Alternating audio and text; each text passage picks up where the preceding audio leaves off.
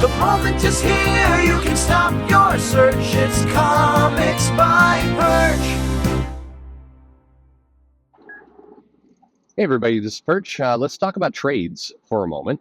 Are trades bad for comics? All right, so this mail says, hello Perch. Looking at comments from other people and even my own buying habits, I'm curious, are trades bad for comics? The answer is no, but let's see where this one goes. It says, now I'm not saying that they're bad as a whole. A company can't keep floppies in print in perpetuity, but do they need to start delaying the release of new trades? This has been a theory, by the way, that's been surfaced before, the timing of trades and what it does for comics and kind of what's the impact. And there is an impact. I mean, there is a piece, and it's ultimately how you run the business. But let's keep going with this. It says the entire concept of trade rating seems counterproductive to the direct market model. Trade rating is, by the way, where people are interested in the comic, would like to read it monthly, but just finds the trade kind of a better deal, a better way to consume the book, and just so they're willing to kind of put up with not reading the comic for 6 months and then reading the trade. By the way, a lot of people who got into manga and are trying to bleed over into comics tend to have more of this mentality, and it makes sense if you think about it. A lot of people who are reading manga in the U.S. are doing so by basically trade waiting until the book or the volume comes over and they can read it all. But that is kind of shifting as well as more people are getting into digital as a whole, and they can read weekly and so on. It's one of the reasons why I think the whole Viz will translate it day and date of the original coming out, so you have immediate access to it, is a big deal. And technology is going to also serve this kind of well. But anyway, I mentioned this in another video too, and some people got it, other people, or by got it I mean they jumped on board. Other people were more skeptical. I still think print on demand, once that is cracked and done well, it is going to be a game changer for comics, for sure. Because the concept of trade waiting also starts to drop in that world where you can just kind of buy on demand whenever you want, whenever your reading habits fit to it. So the idea of waiting now purely becomes you just like the format of one book, but there's no real need to do it. But probably one of the biggest things that can kind of be that next evolutionary step for comics is print on demand, for sure. But it feels like we're still a little bit of a ways off from it. But anyway, back to the mail. It says the comic companies want their floppies to sell, but when people know they can wait 3 to 6 months after a story is complete, and they can save a few dollars on the cover price alone, let alone buying from online retailers to further discount them and just buy the entire series then and there. I have a theory, by the way. I don't think trade rating has too much to do with cost. A little bit. You do save money going with the trade, but I don't think that's the biggest, most compelling reason people do. I think it's more convenience.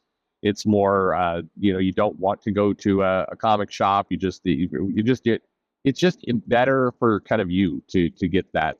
You're more of an infrequent shop buyer, and it's just easier to buy it that way. If you started seeing floppies sold, through Amazon. And in all reality, you do kind of question why we haven't seen this, where, you have to order, a couple books. But hell, I mean, if you're a Prime member of Amazon, and nearly everyone is at this point, but if you're a Prime member of Amazon, you can order, because I mean, it's irritated me when it's happened. I've ordered batteries, like, a watch battery, something that costs like $4. And I'll order a few things because my old kind of dinosaur brain still wants to, I'm not going to make somebody, drag their ass out to my house to deliver a battery. But sure enough, they'll then split up the boxes or the envelopes, and there will be somebody who will leave a $4 envelope on my doorstep with a watch battery in it. And you're like, how is this even remotely making financial sense? But if that's able to happen, why aren't, if Amazon's willing to ship $4 purchase, you can't put comics in there? Fuck it. I mean, in all seriousness, there's no reason why new floppies can't be delivered to homes through this service, if they tie it up. But it's actually slightly amazing to me that the publishers haven't tried to formulate some deal, or somebody's, I mean, Jesus, I even think that with some of the merchants going to get an Amazon account doing this, I mean, the margins would be ultra low, and there'd be, other problems. But if you're a comic shop and you more or less, don't owe anybody anything, and you're trying to figure out what to do with new books. I don't know. I'm just saying. You could do a $10. I'm not sure. I'm not sure. My point is, I think it's close. But anyway, we'll finish off the mail here. I know Marvel and DC can argue that they don't technically sell books to readers, but to comic shops and big box retailers themselves, so they just want to sell as many things as possible. But it seems like the sort of model built on short-term gains that has and will continue to have a detrimental effect on their long-term goals of maintaining and running a dedicated fan base. I'd be interested to hear your thoughts as a fan and as a retailer.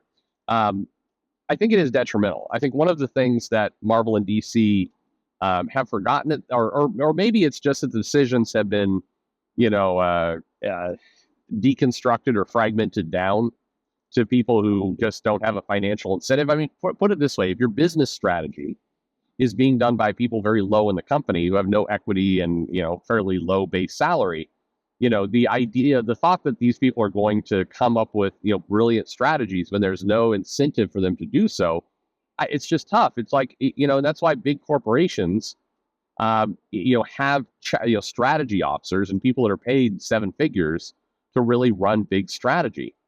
And it's why I mean, look, some of the consulting gigs I've had have been all strategy based. You want somebody to come in and, I've paid a good big check to come in and help define strategy, because business strategy is, if you get it right, it's core and fundamental to the model.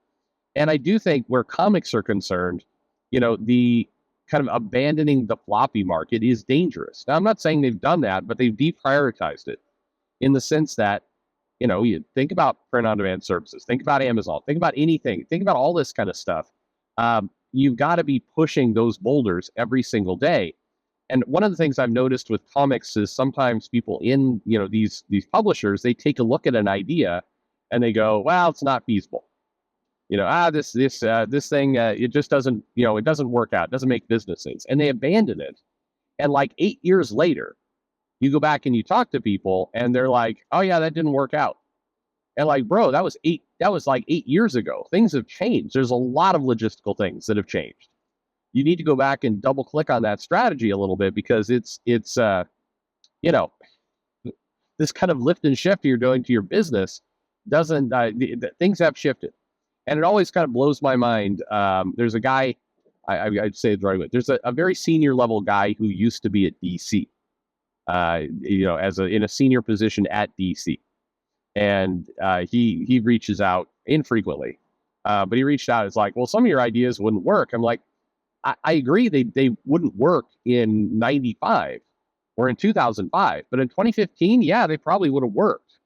And today, absolutely they would work. So it's like, you got to shift with things. But in general, I think if you change consumer behavior away from floppies, then you're not doing channel shift from a floppy to a trade. Channel shift is when basically you're not making more money, you just shifted the audience from one place to another. So if you change channel, in this case it's more product shift. But anyway, you've changed channels from floppy sales to trade sales.